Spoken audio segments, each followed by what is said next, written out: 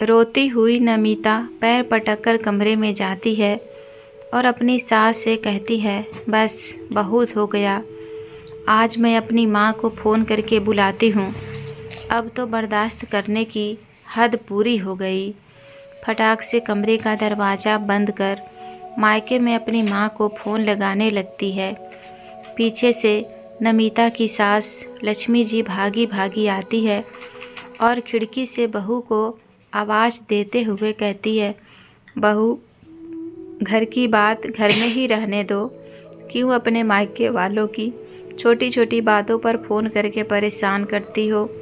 यह इतनी बड़ी बात भी नहीं है कि तुम अपने मायके फ़ोन करके सब कुछ बताओ, और ससुराल में छोटी मोटी बातें तो होती रहती है, हम मिलजुल कर बैठकर बात को सुलझा लेंगे।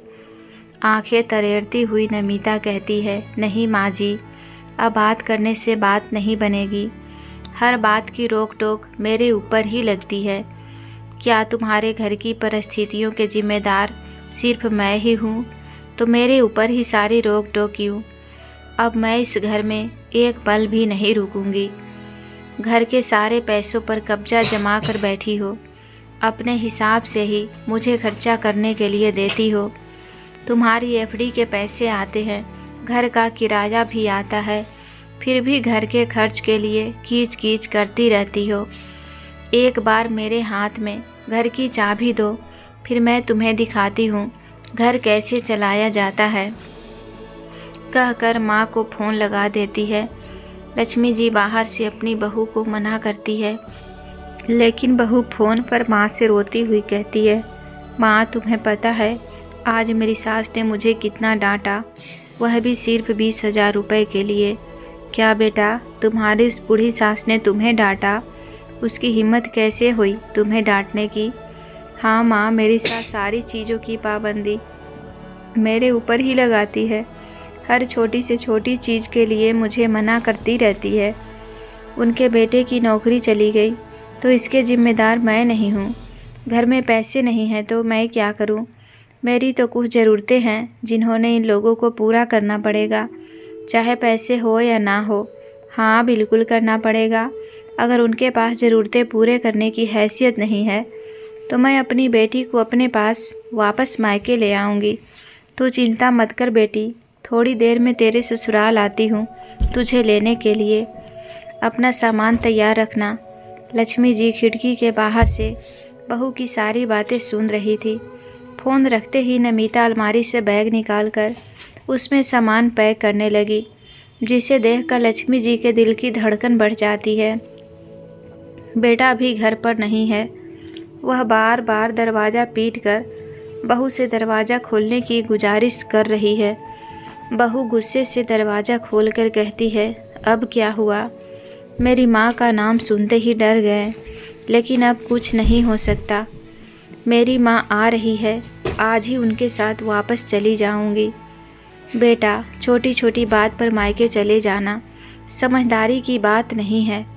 अगर घर में पैसों की तंगी है तो मेरे और मेरे बेटे के साथ तुम्हें भी इस बात को समझना होगा। तुम भी तो इस घर के सदस्य हो। जब बेटे की नौकरी थी तब मैंने तुम्हें किसी चीज़ के लिए नहीं रोका। जितना पैसा खर्च करना होता था तुम करती थी, मैं कभी कुछ नहीं कहती थी। लेकिन आज घर का खर्चा सिर्फ ऊपर वाले किराए से चलता है। नमिता अपनी सास की एक नहीं सुनती, झट से सारे बैग तैयार कर लिए। थोड़ी ही देर में लक्ष्मी जी की समधन माया जी आ जाती है। भागते हुए बेटी के कमरे में गई तो दूसरे तरफ कोने में लक्ष्मी जी खड़ी हैं। माया जी पहले तो अपनी बेटी को गले लगाती हैं और फिर कहती हैं, तुझे रोने की ज़रूरत नहीं है, तेरी माँ आ गई है। फिर लक्ष्मी जी की तरफ उंगली दिखाते हुए माया जी कहती हैं, समधन जी, मैंने सोचा था कि मेरी बेटी के ससुराल वाले बहुत अच्छे हैं, मेरी बेटी को बहुत अच्छे से रखते हैं, उसकी हर फरमाइशें पूरी करते हैं, लेकिन मैं गलत थी। आज मेरी बेटी ने मुझे रो रो कर जिस तरह से फ़ोन किया है, उस सब जाहिर हो गया कि तुम सब मेरी बेटी के साथ अत्याचार करते हो और उसके साथ लड़ाई झगड़ा करते हो। छोटी छोटी चीज़ खरीदने से मना कर देते हो लेकिन तुम लोग शायद भूल गए हो कि उसकी माँ अभी जिंदा है। मेरे जीते जी मेरी बेटी की आंखों में एक भी आंसू नहीं आएगा। मैं अपनी बेटी को वापस ले जा रही हूँ। चलो बेटा, अपनी माँ के घर चलो। लक्ष्मी जी समधन की बातें सुनकर उन्हें समझाते हुए कहती है, अरे समधन जी, नमिता तो अभी ना समझ है, लेकिन आप तो दुनिया देखे हैं। और फिर किस घर में सास बहू में थोड़े बहुत नोक झोंक नहीं होती। लेकिन इसका मतलब यह नहीं होता कि आप बहू को सीधा मायके ले जाकर बिठा लें। आप भी तो बहू बेटों वाली हैं। मेरी बात को बहुत अच्छी तरह से समझती होंगी। आप घर में आई हैं, बहुत अच्छी बात है। बैठिए, चाय नाश्ता करिए, खाना बनाती हूँ, खाना खाकर जाइए। लेकिन मेरी बहू को अपने वह घर वापस मत ले जाइए। घर की बात घर में रहने दीजिए, हम आपसे निपट लेंगे।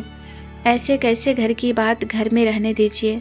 यह मेरी बेटी की बात है। तुम्हारे घर की बात सिर्फ तुम्हारे घर की बात नहीं।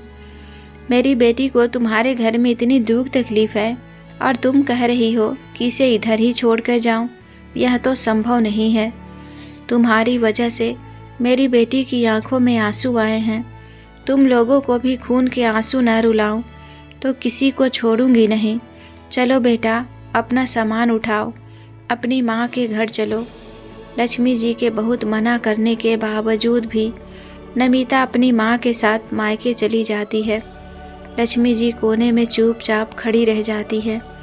इधर शाम को थका हारा लक्ष्मी जी का बेटा रोहन आता है और नमिता को आवाज़ देते हुए कहता है, अरे नमिता, जरा एक कप चाय बना दो, बहुत सर दुख रहा है। लक्ष्मी जी अपने बेटे के लिए एक कप चाय बनाकर ले आती है तो सुकून का रोहन कहता है, क्या हुआ माँ, नमिता घर पर नहीं है? आज मुझे इतनी उदास क्यों लग रही है? क्या बात है? कुछ नहीं बेटा, तू मेरी छोड़, अपनी बता, कैसा रहा आज का दिन? आज तुम्हारे 2 इंटरव्यू थे, कैसे रहे? क्या लगता है इन दोनों में से कहीं ना कहीं तुम्हारी जॉब लग जाएगी? 5 इंटरव्यू दोनों ही अच्छे गए हैं। अब देखता हूँ उधर कब तक कॉल आता है। मैं तो अपनी तरफ से जॉब ढूंढने की पूरी कोशिश कर रहा हूँ, लेकिन लगता है आजकल मेरी किस्मत ही मेरा साथ नहीं दे रही है। अगर इन दोनों में से ही मेरी जॉब लग जाती है तो मैं सब कुछ ठीक कर दूँगा। नमिता को भी शिकायत का मौका नहीं दूँगा। वैसे नमिता दिखाई नहीं दे रही है, अपने कमरे में सो रही है क्या? नहीं बेटा, हिचकिचाते हुए लक्ष्मी जी कहती हैं, सुबह नमिता का करवा चौथ के शॉपिंग के लिए 10,000 रुपये चाहिए थे।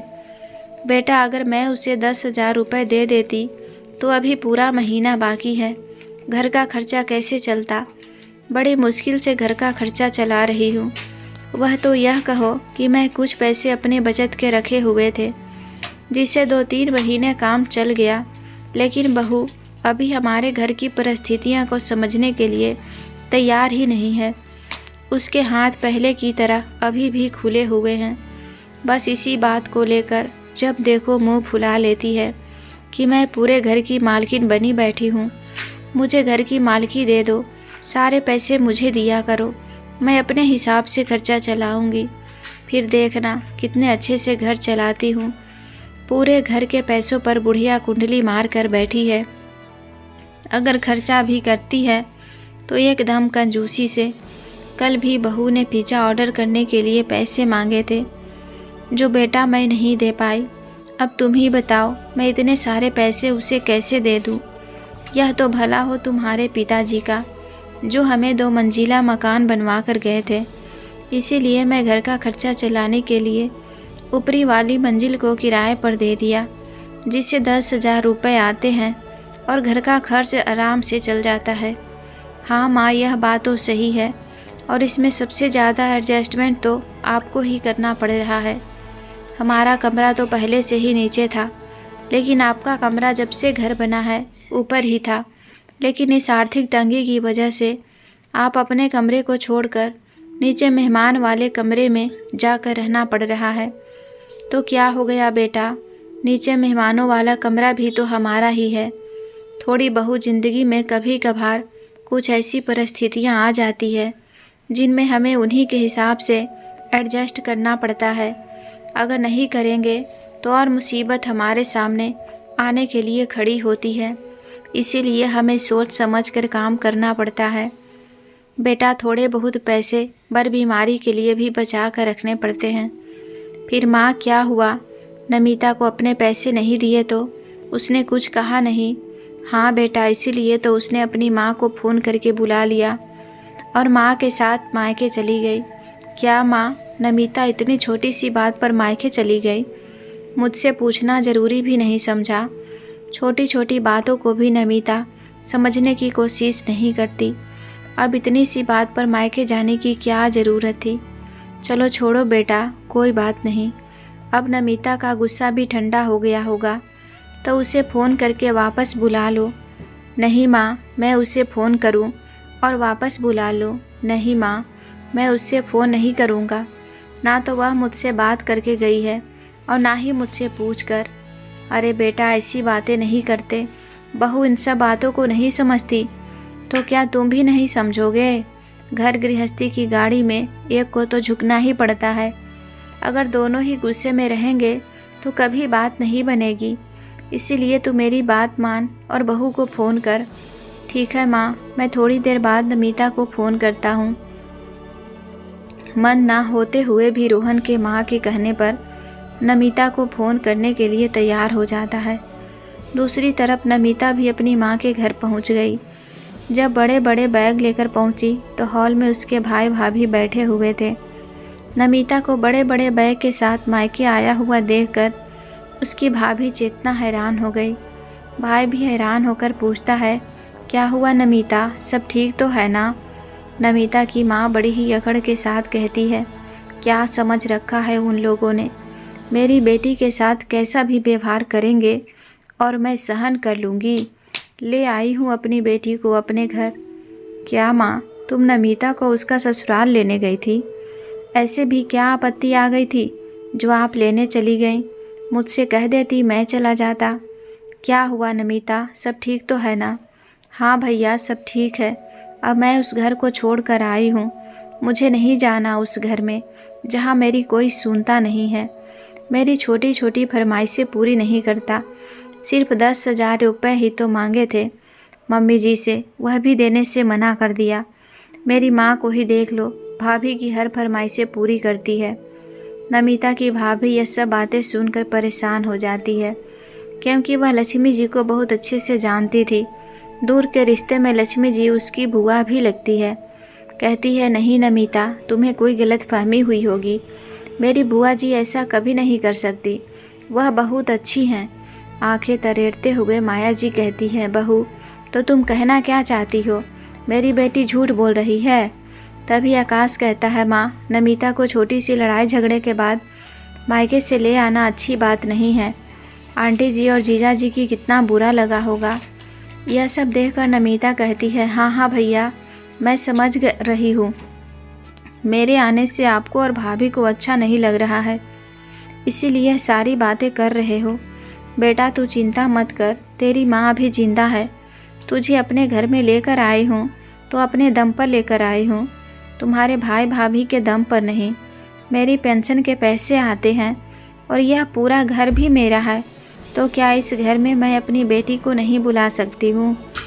मैं अपनी बेटी को पूरी ज़िंदगी अपने साथ रख सकती हूँ और उसके खर्चे भी चला सकती हूँ। पूरे 40,000 रुपये पेंशन मिलती है मुझे। यह सुनकर चेतना से रहा नहीं गया और वह कहती है, माँ जी, वैसे भी आधी से ज़्यादा पेंशन तो हर महीने दीदी ही ले जाती थी। थोड़ी बहुत हम लोगों के लिए बचती है। अब वह घर पर आ गई हैं तो वह भी हमारी न रही। हमारे घर के हालात भी कुछ ज़्यादा अच्छे नहीं हैं। तुम्हारे बेटे की दुकान भी ठीक ठाक ही चल रही है। घर का खर्चा पेंशन के पैसों से ही चलता है। बड़ी मुश्किल से हम लोग अपने बच्चों को स्कूल फीस निकाल पाते हैं। हर चीज़ में कटौती करते हैं, तब जाकर घर चला पा रहे हैं। अपने दीदी की शादी में ही सारा फंड खर्च कर दिया था। उनके लिए सारा सामान खरीद कर सीधा साथ ही बहुत बहुत सा जेवर भी बनवा दिया था। सब कुछ तो उन्हीं के हिसाब से किया था। हमारे लिए तो कुछ बचा ही नहीं। थोड़ी सी पेंशन थी, उसमें भी याद है पैसे बचते थे। अब आप दीदी को घर ले आई हो तो वह भी नहीं बचेंगे। बहू की बात सुनकर माया जी गुस्से से आग बबूला होते हुए कहती हैं, आकाश, तुम्हारी पत्नी की जुबान बहुत ज़्यादा चलने लगी है। मैं गरीब घर की लड़की को इसीलिए अपने घर की बहू बनाया था कि हमारे घर में झुक कर रहेगी, हर चीज़ों को एडजस्ट करके रहेगी, हम जैसा कहेंगे जैसा चाहेंगे वैसा करेगी। लेकिन मैं देख रही हूँ कुछ दिनों से तुम्हारी पत्नी की जुबान कुछ ज़्यादा ही चलने लगी है। यह सुनकर चेतना की आंखों में आंसू आ गए। दोनों बच्चों का हाथ पकड़कर वह कमरे में चली गई। अरे महारानी, अब कमरे में कहाँ जा रही हो?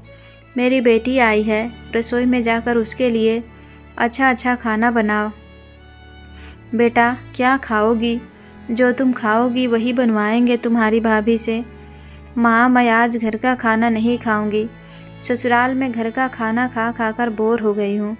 मेरी बूढ़ी सास मुझे कुछ भी बाहर से नहीं मंगाने देती थी, हमेशा पैसे की ही तंगी बताती रहती थी। आज ऑनलाइन ऑर्डर करूँगी, सब कुछ अपनी पसंद का मंगवाऊँगी। ठीक है बेटा, तुझे जो मंगवाना है मंगवा ले। तेरी माँ के पास पेंशन के पैसे आते हैं, किसी के आगे हाथ फैलाने की ज़रूरत नहीं है। फ़ोन निकाल कर नमिता अलग अलग तरह के 2-3 पिज़्ज़ा ऑर्डर कर देती है, साथ में बर्गर, फ्रेंच फ्राई और बहुत कुछ बाहर का खाना मंगा लेती है।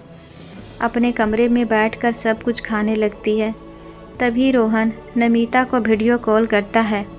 नमिता भी यह दिखाने के लिए अपनी माँ के घर में कितने खुश हैं, वीडियो कॉल उठा लेती है। रोहन कहता है, नमिता, तुम बिना बताए मायके क्यों चली गई? इधर माँ और हम तुम्हारे लिए कितने चिंतित हैं। नमिता फ़ोन पर अपने सामने रखे हुए पिज़्ज़ा बर्गर को दिखाते हुए कहती है, मेरे चिंता मत करो, अब मैं अपनी माँ के घर आ गई हूँ, बहुत सुखी हूँ। देखो, जो मुझे खाना था मैंने ऑर्डर कर लिया। मेरी माँ ने एक बार भी मना नहीं किया। तुम्हारी माँ तो छोटी छोटी बातों पर भी रोक टोक लगाती है। पूरे घर की मालकिन बनी बैठी है, किराए के पैसे रखती है और एफडी के जो पैसे आते हैं उसको भी वही रखती है। मुझे उनके आगे हाथ फैलाकर पैसे मांगना बिल्कुल पसंद नहीं है। नमिता की बड़ी बातों को सुनकर रोहन को गुस्सा आ जाता है और वह फ़ोन को काट देता है। पास में बैठी हुई लक्ष्मी जी कहती है, बेटा, फ़ोन क्यों काट दिया? माँ, मैं उससे बात करने के लिए फ़ोन किया था, लेकिन वह तो अपने मायके की हेकड़ी दिखा रही है। रहने दो उसे अपने माँ के घर, कर लेने दो अपने पूरे अरमान। जब उसे हमारी ज़रूरत होगी तब वह आ जाएगी। नमिता के अलावा भी मेरे पास बहुत काम है। एक बार जॉब मिल जाने दो, उसके बाद मैं सब कुछ ठीक कर दूँगा। कुछ दिनों में करवा चौथ आने वाला है। चेतना अपनी सास से कहती है कि माँ जी, करवा चौथ आने वाला है, सोच रही हूँ अपने लिए एक साड़ी खरीद लूँ करवा चौथ में पहनने के लिए। माँ, भाभी के साथ मैं भी बाज़ार जाऊँगी, मुझे भी करवा चौथ की साड़ी खरीदनी है। मैं अपनी सास से करवा चौथ की शॉपिंग के लिए 10,000 रुपये मांगे थे तो उन्होंने मना कर दिया था, सिर्फ 1,000 रुपये दे रही थी। माँ, क्या 1,000 रुपये में साड़ी खरीदी जाती है? अपनी शादी की डेली यूज में पहनने वाली साड़ियाँ मैंने 2-2 हज़ार की खरीदी थी और वह मुझे करवा चौथ पर 1,000 रुपये थमा रही थी। चेतना के हाथों में 10,000 रुपये रखते हुए माया जी कहती है, जाओ नमिता, अपने पसंद की साड़ी खरीद लो और उसकी मैचिंग की चूड़ियाँ भी खरीद लेना। पास में खड़ी हुई चेतना कहती है, माँ, मुझे भी तो साड़ी लेनी है, मुझे भी पैसे दे दो, मुझे साड़ी खरीदना है। तुम्हें कोई पुरानी साड़ी रखी होगी, वही ड्राई क्लीन करवा लो और पहन लो। अभी सर्दियों में तुम्हारे मायके में ही शादी हुई है, मुझे फिर से नई साड़ी दिलानी पड़ेगी। तो तभी दिलवाऊंगा, करवा चौथ पर पुरानी साड़ी से काम चला लो। सास का दोहरा व्यवहार देखकर चेतना का मन अपनी सास और ननद के लिए खराब हो जाता है। आए दिन नमिता भाभी से खाने पीने की फरमाइशें करती रहती है, कभी यह बना दो तो कभी वह बना दो। पूरा दिन चेतना रसोई में खड़ी रहती है, बच्चों पर भी ध्यान नहीं दे पाती है। नमिता और उसकी माँ हॉल में बैठकर बातें करते रहे हैं और हॉल में ही चेतना के दोनों बच्चे खेल रहे हैं। खेलने में बेटी गिर जाती है, जिससे उसके घुटनों में बहुत तेज चोट लग गई। खून निकलने लगा। वह बहुत देर तक रोती रही, लेकिन अमीता और उसकी माँ ने अपनी पोती को नहीं उठाया। दोनों कमरे में चले गए। इस समय आकाश अपनी दुकान से वापस आया तो देखा कि माँ और उसकी बहन आराम से कमरे में बैठकर बातें कर रही हैं और पास में ही बेटी रो रही है, लेकिन कोई भी उसे उठा नहीं रहा है। आकाश को गुस्सा आ जाता है और कहता है कि माँ ज़रा बाहर आओ, कुछ बात करनी है। दोनों बाहर आते हैं। माँ बहुत हो गया, अब तो माँ बेटी इस घर में आराम से रह रहे हो। दोनों बच्चे अब खुला करके इस घर को छोड़कर जा रहे हैं। मेरी पत्नी पूरा दिन रसोई में खाना बनाने में व्यस्त रहती है, ना तो बच्चों को ठीक से पढ़ा पा रही है और ना ही उस पर ध्यान दे पा रही है। बच्चों के एग्ज़ाम चल रहे हैं तो क्या नमिता उन्हें थोड़ा सा भी पढ़ा नहीं सकती? घर में कोई काम नहीं है, पूरा दिन लोगों में बैठकर आराम से बातें करती रहती हो। ना तो घर के किसी काम में हाथ बटा रही हो और ना ही बच्चे को संभालती हो। ऊपर से अपने पैसों की अकड़ अलग दिखाती रह रही हो। और अपने पैसों और अपनी बेटी के साथ हमारे पास जितना पैसा है उतने में हम आराम से रह लेंगे और एक दूसरे को समय भी दे लेंगे। जिसे सुनकर नमिता की माँ दंग रह जाती है। अगर भैया भाभी घर से चले गए तो उनके फरमाइशें पूरी कौन करेगा? खाना कौन बनाएगा? घर को कौन संभालेगा? बेटा तुम घर से चले जाओगे तो हमारी देखभाल कौन करेगा? तुम दोनों हमारे इकलौते बहू बेटे हो, तुम्हारा फर्ज बनता है हमारी देखभाल करना। माँ मेरा फ़र्ज़ आपकी देखभाल करना बनता है तो नमिता का फ़र्ज भी अपनी सास और पति की देखभाल करना बनता है। लेकिन वह तो अपना ससुराल की कमियां गिनाते नहीं थकती, थोड़ा सा भी एडजस्टमेंट अपने ससुराल में नहीं कर सकती। अब बस बहुत हुआ, मैं नहीं रहूँगा इस घर में। तभी लक्ष्मी जी का फ़ोन नमिता के माँ के पास आता है और वह कहती हैं कि समधन जी, मेरे बेटे को नौकरी मिल गई है। आप चाहें तो जिस तरह से अपनी बेटी को उसके ससुराल से ले गई थी उसी तरह से वापस भी कर जाइए। मैं क्यों वापस छोड़ने जाऊं? रोहन को भेज दीजिए, वह ले जाएगा। नहीं समधन जी, जिस तरह से आप अपनी बेटी को लेकर गई थी वैसे ही वापस भेज दीजिए। मेरा बेटा नमिता को लेने नहीं जाएगा और बेटा भी नमिता को लाने के लिए तैयार नहीं है। अगर वह ससुराल आना चाहती है तो जैसे आप ले गई थी वैसे ही उसको वापस भेज दीजिए। शादी के बाद बेटियां मायके नहीं ससुराल में ही अच्छी लगती है। इससे ज़्यादा हमें आपसे कुछ नहीं कहना है, आगे आप खुद समझदार हैं। इतना कहकर लक्ष्मी जी फ़ोन काट देती है। बेटी के आने से घर की जो हालत और परिस्थितियां बन रही थी कि बेटा बहू भी नमिता की वजह से घर छोड़ने के लिए तैयार थे। कहीं माया जी के घर का माहौल न बिगड़ जाए, इसीलिए वह अपनी बेटी को उसकी ससुराल भेजने के लिए राज़ी हो जाती हैं। बेटी से कहती हैं, नमिता तुम्हारी सास का फ़ोन आया था, रोहन की नौकरी लग गई है, अब तुम अपने ससुराल में आराम से जाकर रह सकती हो। माया जी को अंदर ही अंदर यह डर खाए जा रहा था, कहीं बेटी की वजह से उनके बहू बेटे हाथ से ना निकल जाए। वह तो एक न एक दिन अपने ससुराल चली ही जाएगी। मुझे तो अपने बेटे बहू के साथ ही रहना है। नमिता कहीं ना कहीं माँ की मनसा समझ जाती है और वह बिना कुछ कहे ससुराल जाने के लिए राजी हो गई। इधर माया जी अपने बेटे बहू को जाने से रोकते हुए कहती है कि बेटा नमिता अपने ससुराल जा रही है, अब तुम लोगों को कहीं जाने की ज़रूरत नहीं है, इसी घर में रहो, यह घर तुम्हारा भी है। इस घर को छोड़कर जाओगे तो चार लोग ताने मारेंगे और मुझे तरह तरह के सवाल करेंगे कि तुम्हारे बहू बेटे घर छोड़कर क्यों चले गए और बेटी ससुराल से मायके आकर क्यों बैठी हुई है। नमिता अपनी माँ की यह सब बातें सुन लेती है। आज उसे एहसास हो रहा था कि उसने ससुराल से मायके आकर कितनी बड़ी गलती की है। आज जब मेरी भाभी घर छोड़कर जा रही है तो समाज के चार लोग मुझसे सवाल करेंगे। मुझे मायके भेजने के लिए और बहू और बेटों को रोकने के लिए हाथ पैर जोड़ रही है, यह सब कुछ कर रही है, लेकिन मैं तो अपनी सास की एक नहीं मानी थी। मेरी सास ने भी कितने हाथ पैर जोड़े थे, मेरे आने के बाद उनको भी कितना कुछ सुनना पड़ा होगा। नमिता को कुछ कुछ चीज़ समझ में आने लगी थी। वह चुपचाप से अपने ससुराल पहुंच गई। ससुराल में माया जी नमिता को लेकर पहुंचती है तो रोहन और लक्ष्मी जी अपने बहू के आने का इंतजार कर रहे थे। सभी को चाय नाश्ता कराने के बाद चाबी के गुच्छे को बहू के हाथ में थमाते हुए लक्ष्मी जी कहती है, यह लो बहू, घर की मालकी, आज से तुम हो और घर की सारी जिम्मेदारियां तुम्हारी। अब सारी मालकी तुम ही संभालो। वैसे भी मेरी उम्र हो गई है, अब मुझे यह सब नहीं संभाला जाता है। घर में बहू है तो वह घर गृहस्थी संभाले, बाकी कहाँ से कितने पैसे आते हैं यह तो तुम्हें पता है। अब वह सारे पैसे तुम ही लेना और अपने हिसाब से अपने घर गृहस्थी चलाना। उम्मीद करती हूँ तुम मुझे निराश नहीं करोगी। यह देखकर माया जी शर्मिंदा हो जाती है।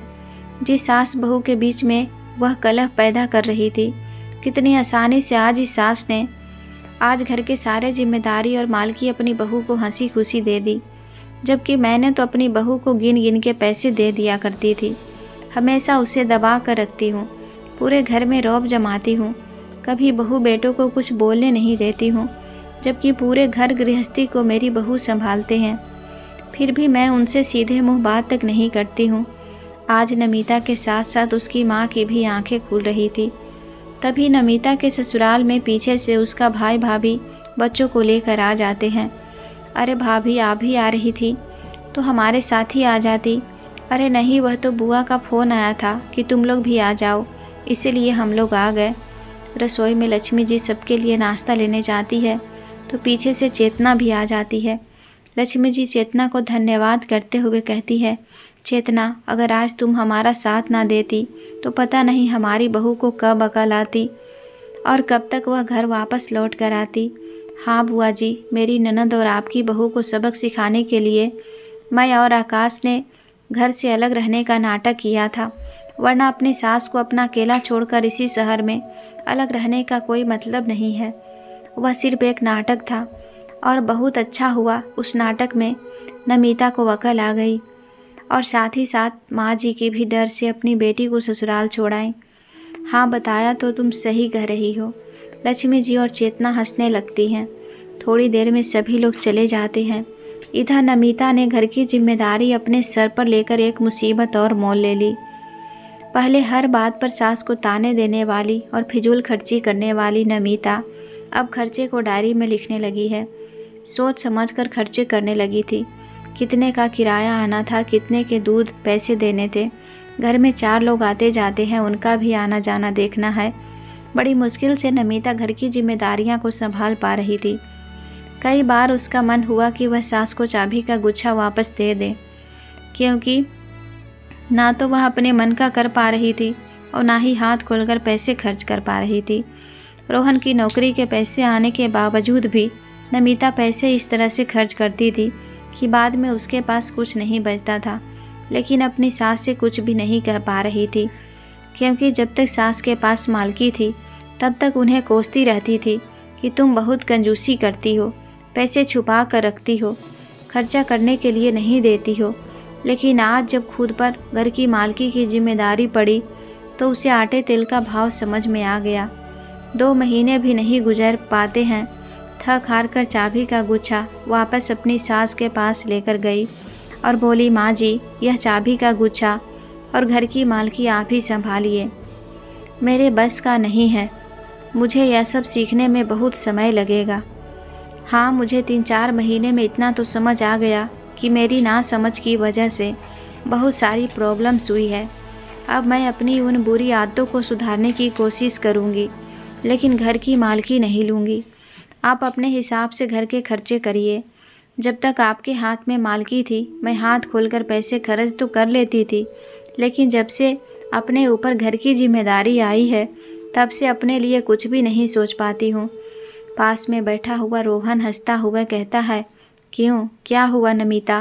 पहले तो तुम माँ की मालकी बिल्कुल नहीं सुहाती थी और आज जब तुम्हारे पास घर की मालकी आ गई है कि तुम्हारी चाबी का गुच्छा वापस कर रही हो। हाँ हाँ, तो तुम भी मेरा मजाक उड़ा लो। मुझे अब यह सारी चीज़ सीखने में बहुत समय लगेगा। जब हमारे बच्चे हो जाएंगे, जब हम भी अपनी जिम्मेदारियों को निभाना सीख जाएंगे। माँ जी, मुझे माफ़ कर दो। मैं ना समझ में कई बार आपका दिल दुखाया है और रोहन तुम भी मुझे माफ़ कर दो। मुझे समझ में आ गया है कि किस तरह से अपने ससुराल में रहना है। लक्ष्मी जी बहू को गले लगाते हुए कहती है, अरे बहू, तुम चिंता मत करो, इतना परेशान होने की ज़रूरत नहीं है। अभी हम और रोहन हैं तुम्हारे लिए, और मैं तुम्हें धीरे धीरे गृहस्थी के सारे चीज़ सिखा दूंगी।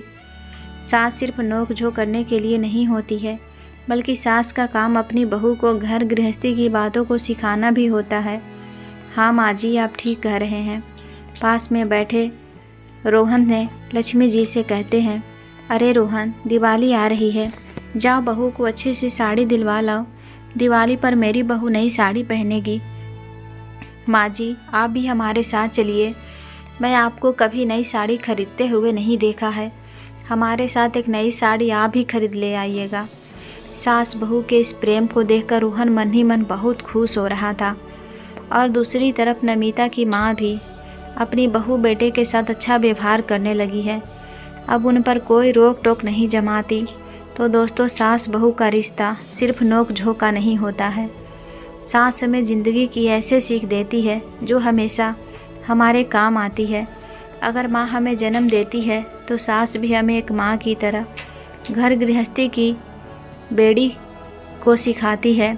और छोटे अगर ना समझी करते हैं और अगर बड़े थोड़े से भी समझदारी दिखाते हैं तो घर में सब कुछ बहुत अच्छा चलता रहता है। दोस्तों, आज की कहानी कैसी लगी कमेंट करके बताइएगा, और कहानी पसंद आए तो वीडियो को लाइक शेयर सब्सक्राइब करना नहीं भूलिएगा। धन्यवाद।